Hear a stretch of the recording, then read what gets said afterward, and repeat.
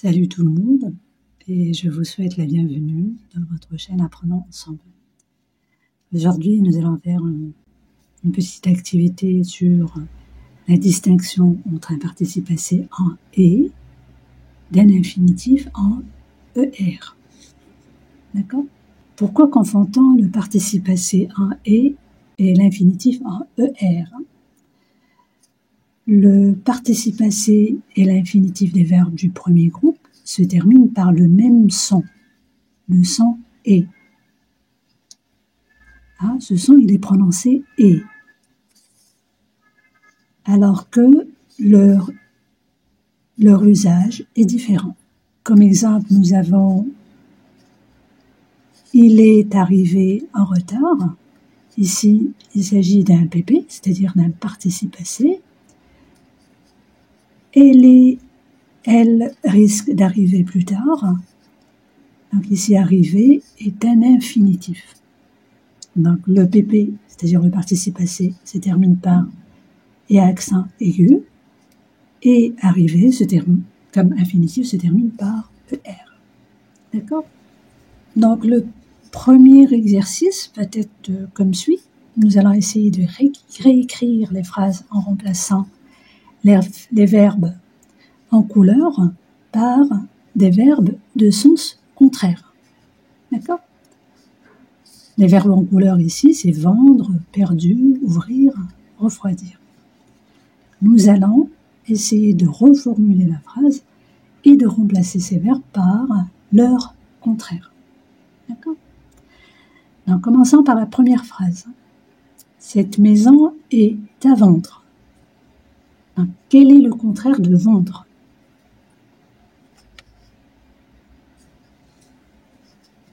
Quel est le contraire de vendre ? Le contraire de vendre, c'est acheter.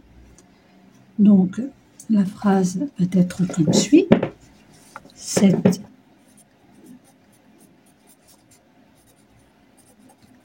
maison est à acheter. Donc ici, j'ai écrit acheter avec ER, tout simplement parce que après la préposition à, le verbe se met à l'infinitif. D'accord ? Donc passons au deuxième exemple. Prune a perdu ses boucles d'oreilles. Prune a perdu ses boucles d'oreilles. Je vous laisse réfléchir un petit instant. Donc perdu ici, c'est le verbe perdre au passé composé. Donc quel est le contraire du verbe perdre ? C'est tout simplement, ça commence par R. Bravo, c'est le verbe retrouver. Le verbe retrouver. Donc la phrase sera comme suit. Prune a, très bien, retrouvé ses boucles d'oreilles. Nous allons essayer de l'écrire ensemble. Donc Prune a retrouvé. Donc je vais m'arrêter un petit peu. Comment est-ce que nous allons écrire le « et » qui se trouve à la fin de « retrouver » ? Est-ce qu'on va l'écrire avec un « ER » ou « et » accent ? Je vous laisse réfléchir un petit peu. Je vous aide un petit peu ? Très bien. Ici, on a le verbe « retrouver » au passé composé. Donc la première partie qui est le « a » s'appelle l'auxiliaire, avoir. Et la deuxième partie, c'est le participe passé. Très bien. C'est le participe passé du verbe retrouver. Est-ce qu'on va l'écrire avec un ER ou et accent ? Bravo. On va l'écrire avec un et accent. à retrouver ces boucles d'oreilles.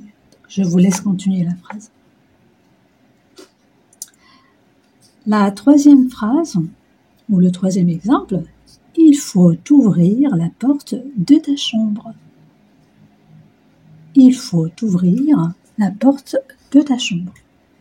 Ici, il s'agit de deux verbes qui se suivent. Automatiquement, le deuxième verbe se met à l'infinitif. Donc la bonne réponse est fermée avec ER. Récapitulons ensemble.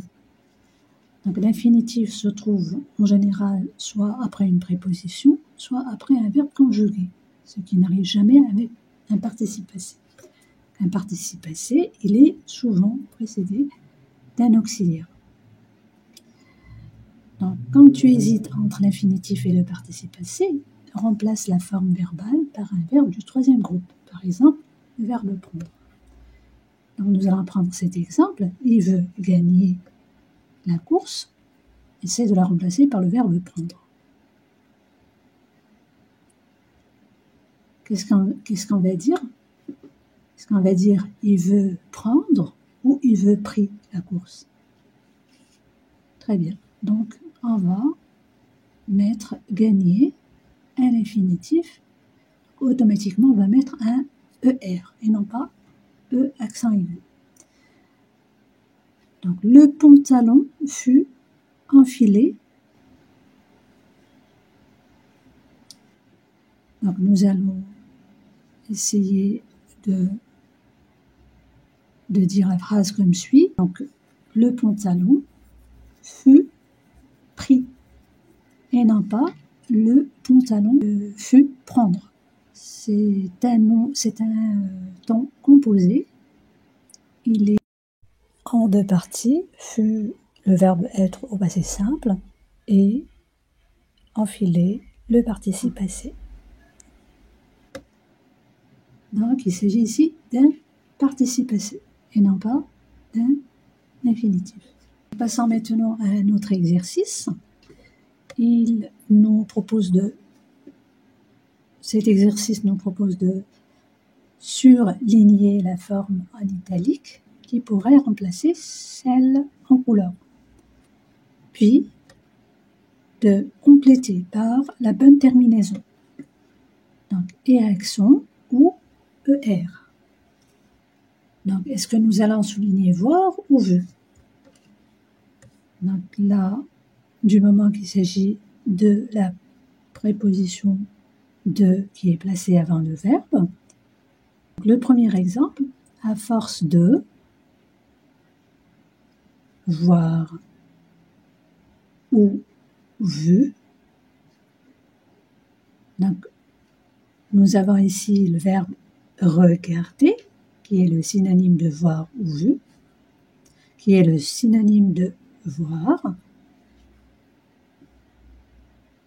Donc, selon vous, est-ce qu'il va s'agir d'un participe passé ou d'un infinitif? Donc, nous allons faire attention à cette préposition qui est de, qui est placée avant le verbe. Et la règle dit que si nous avons une préposition de qui est placée avant le verbe se met à l'infinitif. Bravo. Donc, normalement, ce qui nous intéressait, c'était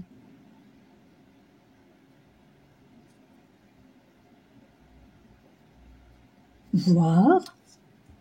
C'est le verbe voir à l'infinitif. Et non pas vu, du moment qu'il ne s'agit pas d'un participe passé. Et le synonyme, c'est regarder. Ça sera avec un ER et non pas et accent. Des films d'horreur, il fait des cauchemars. Le deuxième exemple, Nadia et Robin vont lui. Nous avons le verbe offrir et offert. Et juste à côté, nous avons le synonyme qui est le verbe donner. Ici, nous avons le sujet qui est Nadia et Robin. Le verbe, c'est vont, lui, et nous avons un verbe qui vient juste après. Donc là, nous avons le cas de deux verbes qui se suivent. Alors qui se suivent automatiquement, le deuxième se met à l'infinitif. Nous allons nous intéresser à offrir et non pas offert qui est un PPR, un participe présent. D'accord? Donner va prendre un ER à la fin du moment qu'il va s'agir d'un infinitif et non pas d'un participe passé. Donner un cadeau pour sa fête. Troisième exemple, ce que tu fais là n'est pas. Est-ce qu'on va s'intéresser à permettre ou permis? Donc, nous allons voir qu'est-ce qu'il y a avant le verbe. Nous avons ici l'auxiliaire être. Donc, il s'agit d'un participe passé. Nous allons choisir permis et non pas permettre. Donc, ce que tu fais là n'est pas permis. Donc, autorisé selon vous, on va l'écrire comment? On va l'écrire bravo avec un et accent. Très bien, je sens que vous avez compris le système. Donc, le quatrième exemple, c'est difficile, mais il faut vaincre ou vaincu ta peur. C'est difficile, mais il faut. Donc, nous allons toujours voir qu'est-ce qu'il y a comme verbe avant le verbe en question. Donc, nous avons il faut, donc c'est le verbe falloir. Et si le verbe vaincre vient après le verbe falloir, il va s'agir de deux verbes qui se suivent. Donc là, c'est deux verbes qui se suivent, et la règle, on la connaît tous, c'est le deuxième se met à l'infinitif. Donc on dit c'est difficile, mais il faut vaincre ta peur. Donc le synonyme de vaincre, c'est dominer. Ici, dominer, selon vous, va s'écrire avec un ER ou un accent. Bravo, il va s'écrire avec un ER. Le dernier exemple pour cet exercice, c'est le bûcheron a abattre ou abattu. Si le verbe synonyme c'est couper, ce vieil arbre. Nous voyons toujours qu'est-ce qu'il y a avant le verbe en question. Nous avons l'auxiliaire avoir. Donc il s'agit d'un participe passé. Automatiquement, ça sera abattu. Le bûcheron a abattu. Donc le synonyme va s'écrire comme suit. Le bûcheron a coupé, et accent aigu, ce vieil arbre. D'accord? Donc le troisième exercice complète les verbes en couleur avec la terminaison qui convient et accent aigu ou ER. Je sais que Mon est partie. Plus exactement, je la soupçonne de s'être. Est-ce qu'on va écrire échapper avec un ER ou accent aigu? Donc nous allons toujours voir qu'est-ce qu'il y a avant le verbe échapper. Ici nous avons l'auxiliaire être, donc automatiquement il s'agit d'un participe passé, donc, et accent aigu. Sitôt le déjeuner terminé, sitôt le déjeuner terminé, selon vous, est-ce qu'on va écrire terminé par un et accent aigu ou ER? Donc nous allons toujours voir qu'est-ce qu'il y a avant. Ici nous n'avons pas de verbe, nous n'avons ni un verbe ni une préposition. Donc il s'agit ici d'un participe passé sous forme d'un adjectif, épithète. D'accord? Donc le déjeuner terminé et accent. Il a dû sauter le petit mur. Il a dû sauter le petit mur. Ici, nous avons le verbe devoir au passé composé. Donc, sauter, il s'agit donc de deux verbes qui se suivent. Automatiquement, le deuxième se met à l'infinitif. Donc, sauter va prendre un ER. Et filer à travers champ. Donc, il a dû sauter le petit mur et filer. Donc, ça revient à cette phrase. Donc, c'est un verbe aussi qui vient après il a dû. Donc, il s'agit toujours de deux verbes qui se suivent. Ça va prendre un ER. Il aura demandé. On va voir qu'est-ce qu'il y a avant demander. Nous avons l'auxiliaire avoir. Donc, automatiquement, il s'agit d'un participe passé. Nous allons mettre un et accent. Le jument pour. Après pour, qui est une préposition, automatiquement, nous avons le verbe qui se met à l'infinitif, donc ER. La jument pour aller chercher, donc deux verbes qui se suivent, donc ER également, monsieur et madame Charpentier. Il fait atteler en ce moment. Il fait atteler en ce moment, donc deux verbes qui se suivent. Le deuxième se met à l'infinitif, donc ER. Donc là, le petit bout nous précise que nous devons trouver trois participes passés.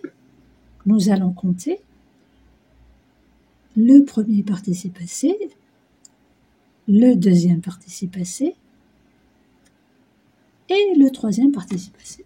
Donc bravo, nous avons bien fait notre exercice. Cet exercice prend fin. Si vous avez apprécié ce genre d'activité, vous pouvez toujours liker la vidéo, la partager et vous pouvez toujours me noter dans vos commentaires combien de bonnes réponses vous avez eues. À une prochaine vidéo. À très bientôt.